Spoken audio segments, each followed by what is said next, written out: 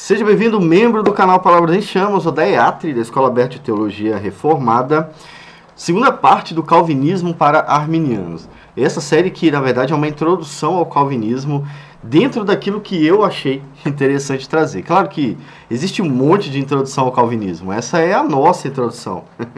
Bom, e nessa introdução, a gente vai falar sobre o maior problema do cristianismo. Esta parte trata desse problema, tá?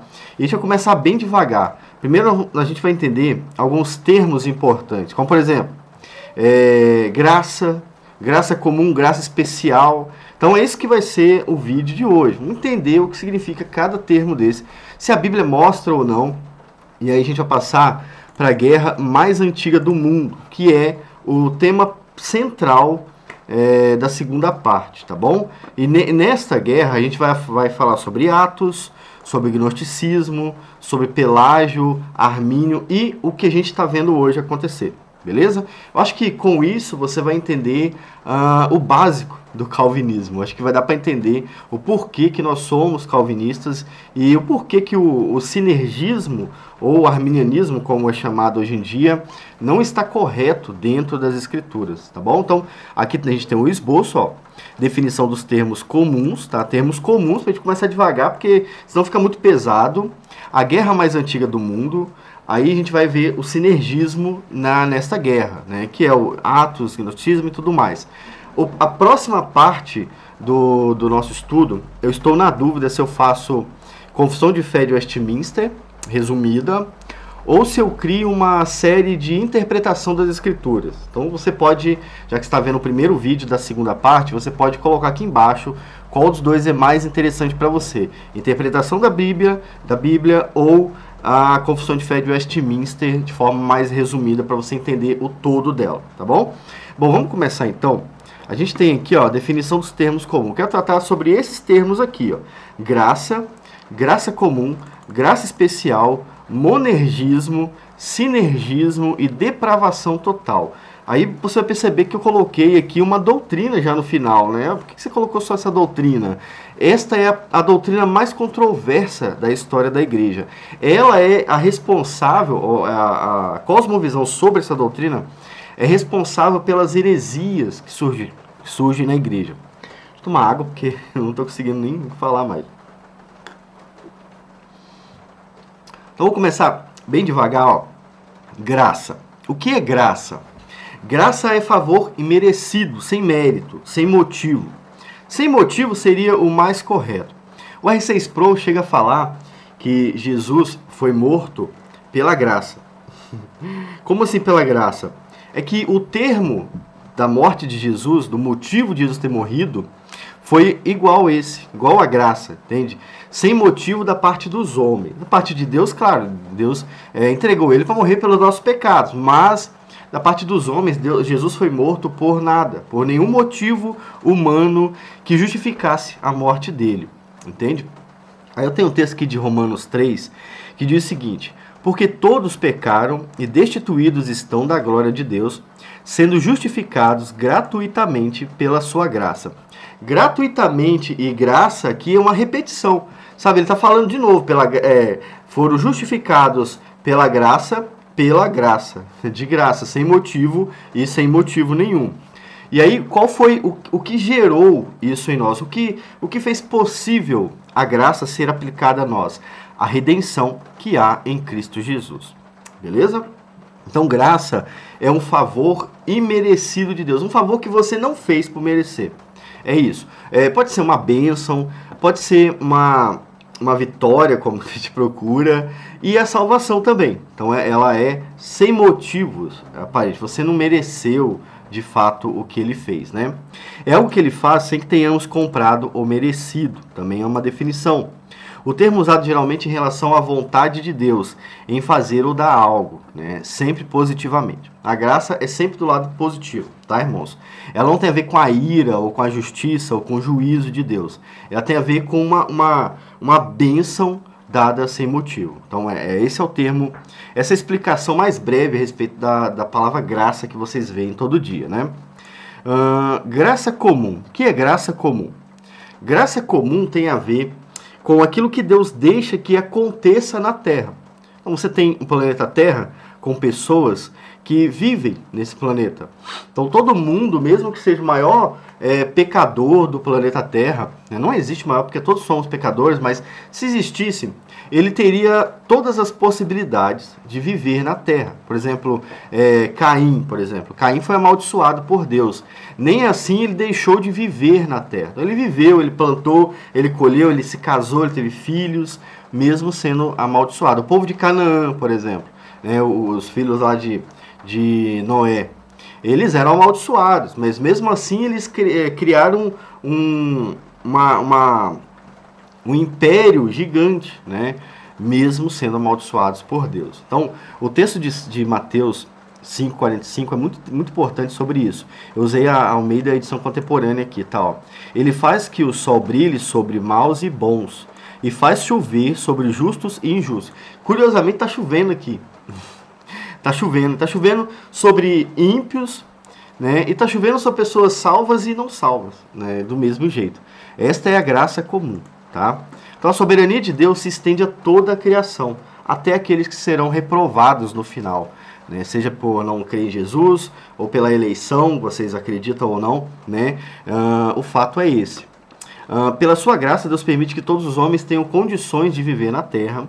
Deus graciosamente concede suas bênçãos aos humanos e o responsabiliza pelo mau uso destas bênçãos. Tá? Então, Deus ele permite que o ímpio tenha bons frutos na terra, mas ele cobra o mau uso disso. Então, os ricos, por exemplo, costumam fazer isso, não só os ricos, né, mas é muito comum falar dos ricos nesse aspecto. Eles extrapolam daquilo que Deus permite que eles tenham, e Deus vai cobrar isso deles, né? Ele não deixa de graça nesse caso, não. Lembra que a salvação é pela graça, mas o salário do pecado é a morte. Então veja que a salvação ela vem sem motivo para aqueles que recebem Jesus, mas o pecado ele paga alguma coisa para aqueles que vivem pecando. O salário do pecado é a morte. E a salvação pela graça de Deus. Então, a graça comum está aí no mundo, vocês veem. Por isso, Deus, ele é bondoso. Ele permite que todos vivamos. Então, veja que Adão e Eva, Deus disse que ia matar eles, né? Vou matar vocês, certamente morrerão. E eles morreram espiritualmente, né?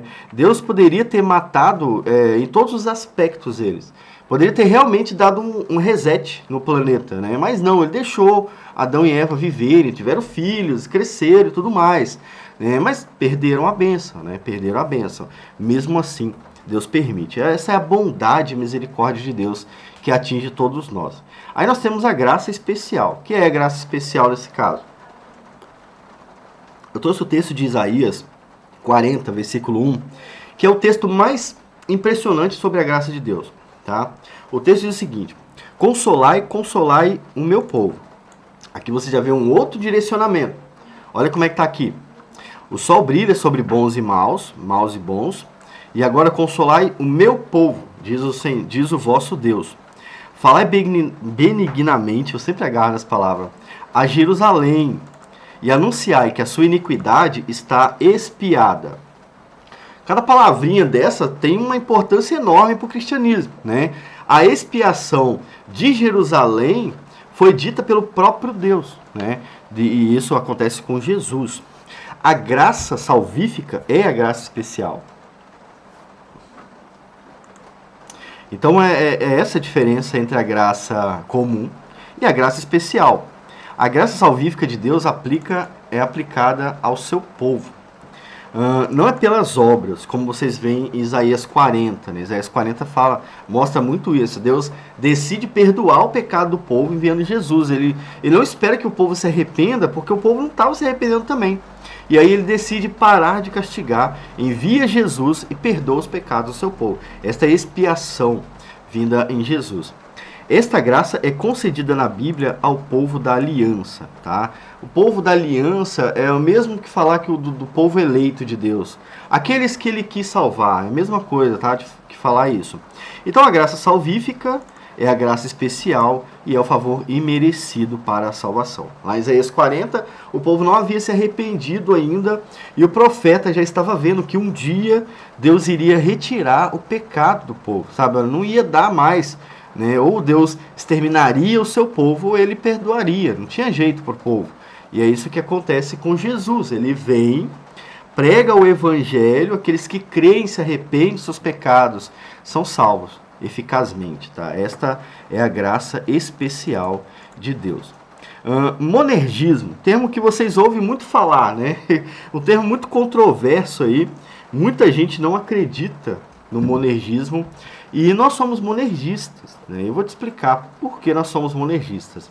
A gente tem o texto lá de Ezequiel 37, versículo 12, que deixa claro a questão do monergismo. Mas aqui em Isaías 40 também, né? Como eu expliquei Isaías 40 agora para vocês e vocês perceberam o monergismo também. Monergismo significa que Deus opera a salvação no seu povo do início ao fim. É isso, é Deus quem salva o seu povo eficazmente, sem esperar que esse povo mude, né? Sem esperar que esse povo se converta. Porque como Paulo fala, nós estávamos mortos. Então como é que Deus ia esperar isso acontecer? Logo ele nos dá a vida, como está escrito em Efésios 2. Efésios 2 é uma leitura mais moderna de Ezequiel 36. E Ezequiel 37 traz a mesma leitura em uma paráfrase, uma parábola, aliás, tá? Então olha o que está escrito em Ezequiel 37. Portanto, profetiza e diz-lhes ao povo, tá? Assim diz o Senhor Deus, eis que eu abrirei os vossos sepulcros e vos farei subir das vossas sepulturas. Então é isso que acontece na vinda de Jesus. Quando Jesus cura Lázaro, por exemplo, lembra que ele ressuscita Lázaro? Antes ele tem um papo ali com Maria, né? Se não me engano é Maria. Se estiver errado, coloca nos comentários aqui. E ele fala, olha, eu sou a ressurreição e a vida. Aquele que crê em mim, ainda que morra, viverá. Entende? Olha, aquele que morre não vai escolher voltar. Alguém tem que fazer ele voltar. É por isso que Jesus ressuscita Lázaro, para ensinar isso, entende? E é ele que faz subir, as pessoas subir das sepulturas, que é o mesmo que Paulo diz lá em Efésios 2. Estávamos mortos, né, e fomos vivificados em Jesus Cristo. E olha aqui para quem está sendo direcionado a profecia. Ó povo meu, eu vos trarei à terra de Israel. Esta é uma profecia que traz esse símbolo da terra de Israel. Jesus veio e os judeus não voltaram para a terra de Israel. Nunca voltaram totalmente. Os judeus estão espalhados pelo mundo, do mesmo jeito, né? Agora, nós temos a nossa terra de Israel, que é o reino de Deus. Quando Jesus vem pregando o evangelho, ele fala, é chegado o reino de Deus. Esse reino de Deus é o que os profetas chamavam a terra de Israel. Porque literalmente eles nunca voltaram à terra. Nunca voltaram, tá? Até os apóstolos foram orientados a sair, né? Então, é isso. Agora, uma ação completamente de Deus, né? De Deus ao povo que está morto em pecado. Então, resumidamente, Deus opera a salvação no seu povo, do início ao fim. A salvação vem de Deus ao homem, como Jesus veio, como o Evangelho vem, como o Espírito Santo vem, né? Deus liberta o pecador da morte e o torna capaz de ouvi-lo. Aqui que entra uma beiradinha do sinergismo, que é o próximo tópico. A salvação é o próprio Deus buscando o homem pela sua graça. Lembra da parábola da mulher que perdeu a moeda, da dracma perdida, do bom pastor, a parábola do filho pródigo, que nesse caso já era achado, mas se perdeu, né? E a parábola de que mesmo? É isso, desses três parábolas, né? Elas contam a história da salvação, a história da redenção. Deus procurando o seu povo. É por isso que Jesus vem também. Ele vem, ele fala, eu sou o bom pastor, né? Há outras ovelhas espalhadas em outros lugares. Elas ouvirão a minha voz e virão até mim. Então, é por isso que eu coloquei aqui no ponto aqui anterior, um pouco controverso. Deus liberta o pecador da morte e o torna capaz de ouvi-lo. Este pecador que é libertado da morte e é capaz de ouvi-lo, ele é o Filho de Deus.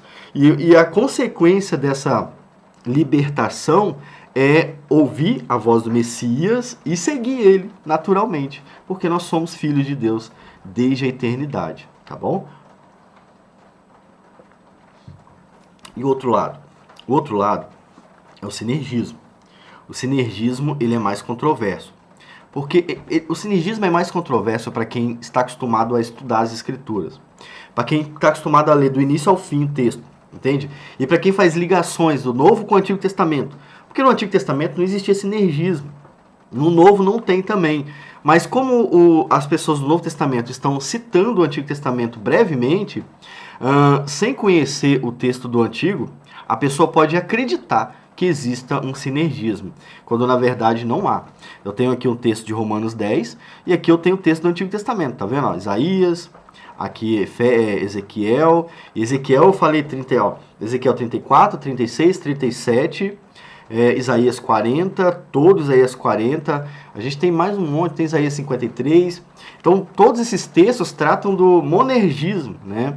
Mas a gente vem aqui em Paulo, onde ele faz em um versículo uma breve citação do que seria o sinergismo, mas na verdade não é. Você lê todo o texto de Paulo, você vai ver que não é sinergista, ele é monergista. Mas quem acredita no sinergismo geralmente está acostumado a interpretar versículos e não capítulos. Esse é o problema. Como é que eu vou explicar para um sinergista o monergismo sem citar pelo menos 3 capítulos da Bíblia? Fica difícil, né? Nós estamos acostumados a interpretar versículos. Aí você pega um cara que, de repente, vai ter que ler 3, 4 capítulos para entender a salvação. E é justamente isso que acontece. A gente tem aqui o texto de Romanos 10, que não termina de forma monergista, sinergista. Vou explicar para vocês, ó. Se com a tua boca confessares que Jesus é o Senhor, e em teu coração creres que Deus o ressuscitou dentre os mortos, serás salvo. E isso é verdade para o monergismo, porque é isso que Deus faz em nós, né? E Paulo já tinha escrito isso. Agora, dentro do contexto de Romanos 9, 10 e 11, Paulo está dizendo o seguinte: se vocês confessarem com a sua boca, vocês vão ser salvos. Mas por que vocês não confessaram se Jesus estava ali? Esta é a ideia de Paulo. Jesus estava com o povo judeu, falou da mensagem do evangelho com o povo judeu, e mesmo assim o povo judeu não confessou Jesus. E por isso que eles não são salvos. Entende, irmãos? Então é isso que Paulo está falando. Ele não está falando que há uma forma de salvação humana, que você pode se salvar. Senão eu posso escrever uma carta aqui para o Japão e falar assim: olha, confessa Jesus como Senhor e Salvador. Aí a pessoa vai receber a carta e fala: mas o que é isso? Não importa, é só você confessar. Confessa que você vai ser salvo. Não funciona desse jeito. Não funciona desse jeito, tá, irmãos? Então, Paulo não está dando uma aula de evangelização nesse texto. Ele não está fazendo isso, ele está explicando por que o povo judeu não foi salvo, né? Aquele lá que não creu em Jesus não foi salvo. Mas o sinergismo fala o seguinte: a salvação pela graça é pela graça, mas o homem precisa aceitar a salvação. É isso, tá? O homem precisa usar o seu livre-arbítrio para que ele seja salvo. Aí a gente tem aqui o resumo da matemática deles. A graça mais a vontade do homem é igual à salvação sinergista. O homem colabora com a sua salvação usando o livre-arbítrio. Então vamos pensar um pouco como que isso acontece. O sinergismo ensina que Deus capacita o crente, ele dá uma meia ressuscitada na pessoa, né? Ele está inabilitado, ele não pode fazer nada. Deus meio que ressuscita ele e ele precisa escolher ser vivo, né, ou morto usando seu livre-arbítrio. É isso. Então eles mudam muito o texto de Efésios 2, eles vão entender de forma totalmente diferente, né? Onde Paulo fala que nós estávamos mortos e fomos vivificados. Ele vai falar que nós estávamos mortos e Deus nos capacitou a escolher a salvação. Quando, na verdade, os textos vão dizer ao contrário. Mas o sinergismo é isso. Deus dá uma graça preparatória e nesta graça você começa a entender alguma coisa e aí você tem que usar o seu livre-arbítrio e permitir a salvação. Você deixa Deus se salvar. É por isso que tem aquela música, né? Abra a porta do seu coração. Essa é a salvação sinergista. Deus está batendo. Esta graça é a graça preveniente. Deus está batendo na porta. Ele está te capacitando a ouvir Jesus, né? E a usar o livre-arbítrio para aceitar Ele. E aí você pode abrir a porta ou deixar fechada. Esta é a questão. Só que o texto de Apocalipse 13 sobre o sinergismo, né, ele é dito para pessoas cristãs e não para pessoas que não são cristãs. É por isso que esta ideia não dá para colocar em pessoas não cristãs. Tá bom? Por isso que não tem como falar que o evangelho é sinergismo. Mas o sinergismo acredita dessa forma. Agora o nosso ponto mais problemático, que curiosamente gerou todo o problema que a gente tem. Vou parar nesse ponto aqui no vídeo de hoje e vou deixar vocês pensando sobre ele. A depravação total. que significa depravação total. Bom, tem uma série de vídeos aqui no canal. E olha, eu acho que um dia eu vou ter que refazer aqueles vídeos desse formato, porque esse formato é impressionante, né? Muito bom esse formato aqui. E o formato que eu fiz anteriormente era ruim, né? Então acho que daqui a um tempo eu vou refazer aqueles estudos, colocando no slide ou no Word pra gente falar. Mas a depravação total é a ideia de que todos pecaram e carecem da glória de Deus. Esta é a ideia da depravação total. Significa que todos, sem exceção, são pecadores. São pecadores em toda a sua estrutura, entende? Eles desejam o pecado. Então não tem como passar um dia sem desejar o pecado. Mesmo sendo crentes, não tem como passar. Você pode lutar contra o pecado agora, mas você não pode deixar de pensar por causa da carne do homem. Já aqueles que não são cristãos, eles desejam e pensam e buscam o dia inteiro seus pecados. A gente tem aqui o texto de Jó. Toma água aqui, além da sede, meu nariz está entupida. Vamos respirar então.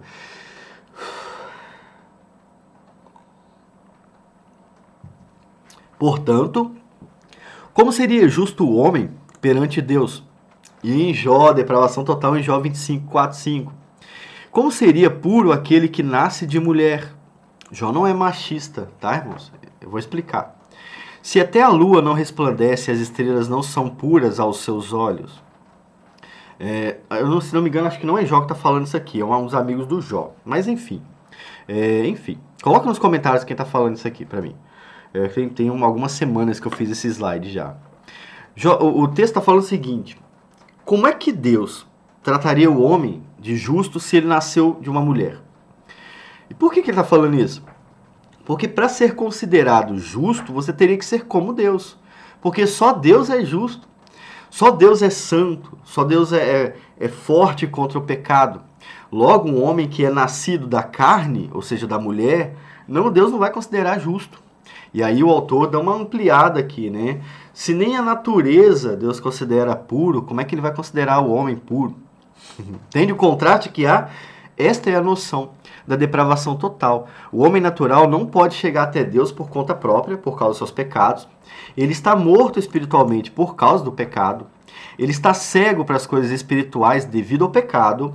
O homem está completamente afastado da glória de Deus por causa da nossa condição natural. Nós nascemos, né, em pecado, como Davi fala, né? Eu nasci em pecado, né? Em pecado me concedeu a minha mãe. Era isso. O fato de ele ser nascido carne e osso, ser humano, né, já faz com que nós sejamos pecadores. Nós herdamos o pecado lá do início e todos nós já nascemos nessa condição.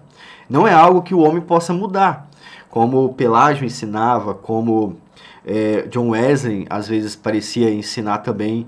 Não é algo que pode ser mudado. É algo que vai sendo mudado pela glória de Deus, pela graça especial de Deus. Vai transformando o homem. Por isso que Paulo vai falar, você vai entender agora quando eu falar isso aqui, Paulo vai falar em renovar a nossa mente. E depois ele vai falar também, em outro texto ele vai falar sobre o novo homem, né? Nova criatura. Por causa disso, porque Deus vai nos transformando. Quando ele voltar, nós seremos glorificados, que está lá em Romanos, né? Ser glorificado nesse caso é ser transformado, né? Essa carne que é pecadora, que deseja o pecado, ela vai ser trocada como uma roupa, né? E muitos textos vão tratar do corpo como roupa. Corpo como templo, porque pode ser trocado, né? É isso que vai acontecer na vinda de Jesus. Mas a noção da depravação total, ela está por trás de várias e várias heresias, que vão dizer que o homem, na verdade, é bom, né? O homem não é totalmente pecador. Como a Priscila Alcântara disse num vídeo que tem famoso aí, ela fala que ela peca, mas ela não é pecadora, entende? Ela não é pecadora. Ela peca, às vezes, mas ela não é pecadora. E é esta noção de depravação total que cria deuses na Terra, né? Que faz com que o homem se sinta especial, faz com que o homem se sinta poderoso para pedir, para ordenar, para mandar e tudo mais. Curiosamente, né? E eu descobri isso, na verdade, há pouco tempo, com a ajuda do pessoal aqui do nosso canal. Com a ajuda da Michelle, por exemplo. Acho que foi a Michelle que me trouxe esse insight aqui na mente, né? E eu coloquei aqui no nosso slide também. Então é muito importante essa noção. Nesta condição, outro detalhe, o homem não deseja Deus, mas o pecado. Mesmo que ele fala, graças a Deus, no fundo, ele vai obedecer ao pecado e não a Deus. Ele vai buscar o pecado e não a Deus. Mesmo que ele fale de Deus, o resultado final das suas ações é para o pecado e não para Deus. Beleza? Então, o próximo ponto, nós vamos tratar da batalha mais antiga do mundo, que tem a ver com tudo que nós falamos até agora, mas que vocês vão ver uma linha do tempo, né? Claro que eu encurtei a linha do tempo para você entender como é que essa briga acontece, mas ela vai seguir aí de Atos 15 até os dias de hoje, tá bom? Espero que vocês tenham gostado do vídeo, curta e comente o vídeo aqui no canal, e eu espero vocês no próximo vídeo, no próximo estudo, que pode ser outro assunto, não sei o que vai vir daqui a pouco aí. Fica com Deus e até mais.